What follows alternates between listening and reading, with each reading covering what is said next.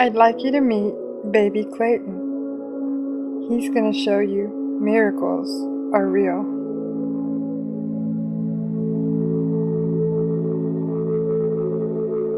After a joyful first trimester of pregnancy, Emily went into the hospital for kidney surgery. It was then that doctors discovered there was no amniotic fluid around the baby, and that the baby only had one kidney, and it was multicystic, meaning it wasn't going to work. A specialist with no hope told Emily and Hunter it was time to have an abortion. But Emily and Hunter had not lost hope. Their hope was in their God, and their God was a God of miracles. Soon they found the story of a baby who had survived exactly what their baby was facing, only she had no kidneys. She found the doctors. No matter how far she had to go, she went. A mother's love that could not give up caused Emily to fight.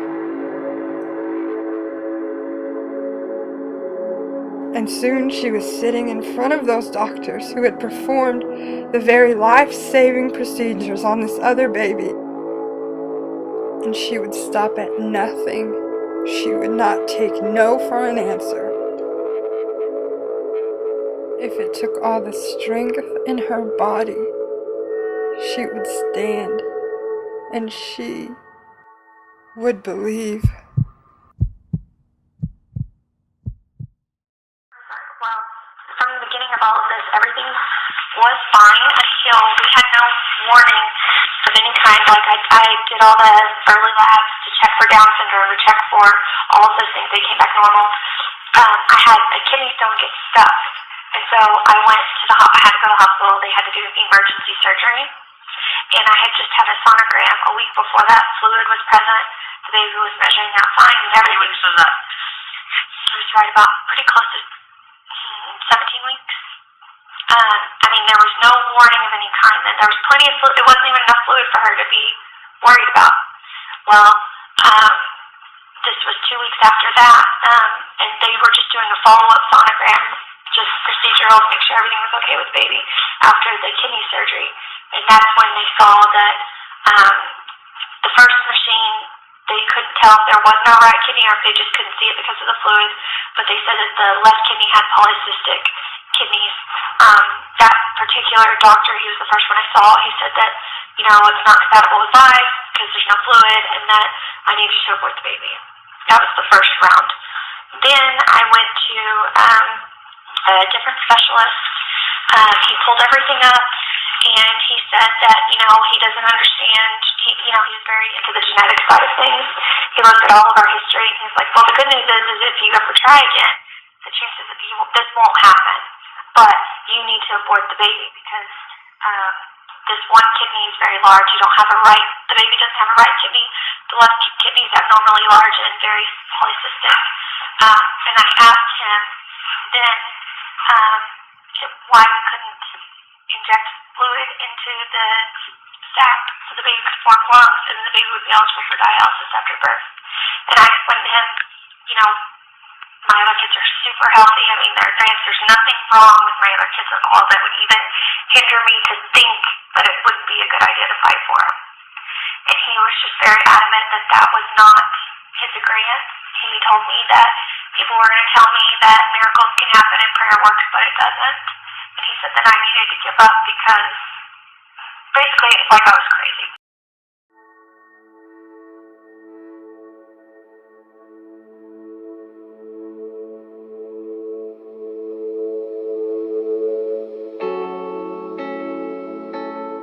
What is the procedure? The procedure for you is going to be sort of similar to the amnioinfusions kinds of procedure. Okay. Where we're going to see, because your placenta apparently is on top, or at least part of it's on top. So we can just dip down into your belly and pull sample a little bit of that off. It's nothing weird and major where I can do it here. I don't have to be admitted You're or right anything here in crazy. the ultrasound room. Okay, good. Yeah. You basically at this point you're in Baltimore. We're your doctor. Right. Okay. Dr. Bird's not going to like what I said. I know. But you don't. I mean, you're too. I know. We're your doctor. Yeah. So that's the other thing is you need to show up.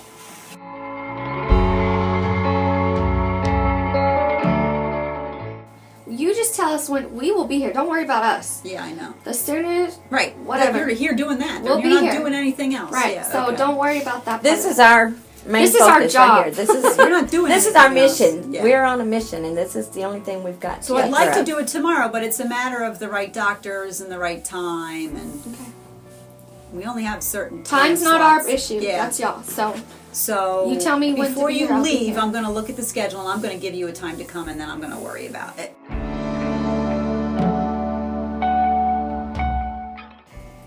The risk of the procedure, because we're going into your belly Right. and then into the uterus. And then into the placenta.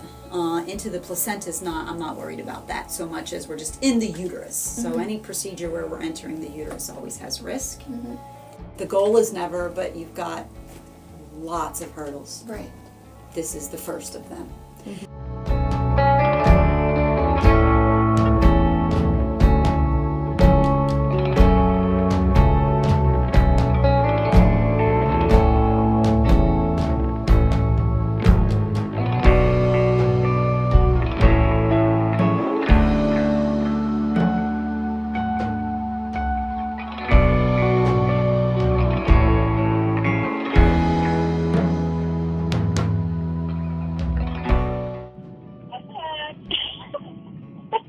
Emily and I are amusing ourselves, so we're laughing at each other. Tell her about our beautiful hotel. We are in the 5-star Holiday Inn. We need to have Emily take us on a tour. This is how we wash our clothes. They are soaking wet, hanging dry. Tell them about why you can't go outside. I can't go outside because I don't need to make no money. At nighttime, the critters come out. The prostitutes, the druggies, and so I am pretty much locked in at night. This is really not a 5-star motel. This is not cool. Oh, and you ought to see the flight of stairs that was supposed to be 8 and ended up being 13. That I had to pull Emily's wheelchair up. She won't let me try it with her in it yet. Oh no. And but I have pulled it up the stairs with it plumb full of groceries. Good morning. We are at Johns Hopkins Hospital right now. Look at Brenda. She's already strutting. Look at that. You have to catch her in action because she quickly changes. But we are here, and we're going to do our first round of infusion today with Dr. Bird and Dr. Johnson. And basically what they're going to do is they're going to go in. They're going to go in with a big, nasty needle to my belly all the way to the baby, and they're going to fill the baby sack with fluids that they need. Oh, she's crazy, but she keeps me happy. To hear her laugh. She keeps me happy. And so they are going to they said about a cup size full of fluid for the first time.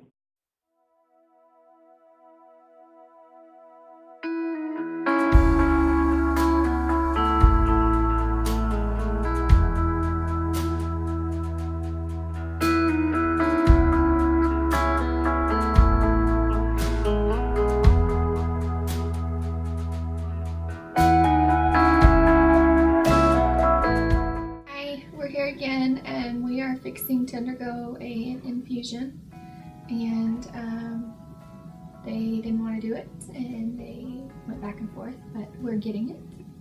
So we have stood firm, and we're going to get my son some more fluid today, and here shortly. And I'm not going to be in the best mood afterwards, so we thought we would do the video before. And I don't accept that. okay, well, whatever. And it's painful. Love you all, but it's painful. And so there's a chance that I may not be able to smile like I can now. Okay, Brenda? That'll work. Because it's just painful. But nothing we can't handle. We got this. We just got done doing our 3rd or 4th infusion. I can't remember.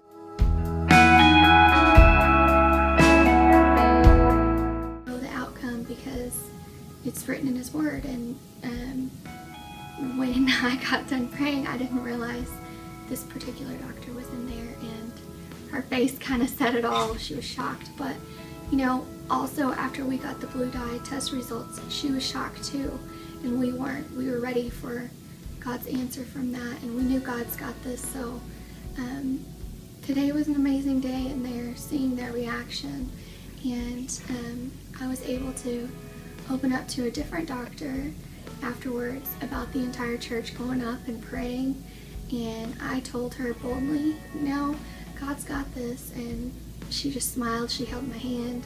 I mean, she knows. You can look in her face and you know she knows God's on this. Whether they tell us or not, they know. Today was a wonderful day, and great and amazing things happened.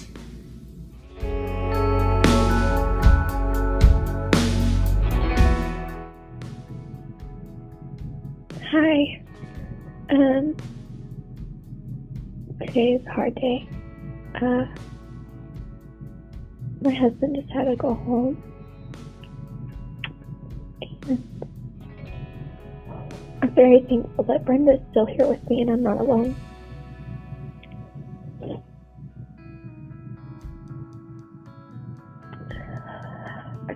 Today's a hard day.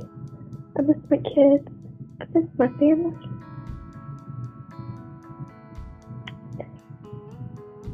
It's just one hard day down. God's taking care of us, and He's going to keep taking care of me and this baby, and we're going to make it to 40 weeks, people. And today is 25th week, so we have a little ways to go. I'm here for this minute. This is my plan, to be here and see this as far as this goes.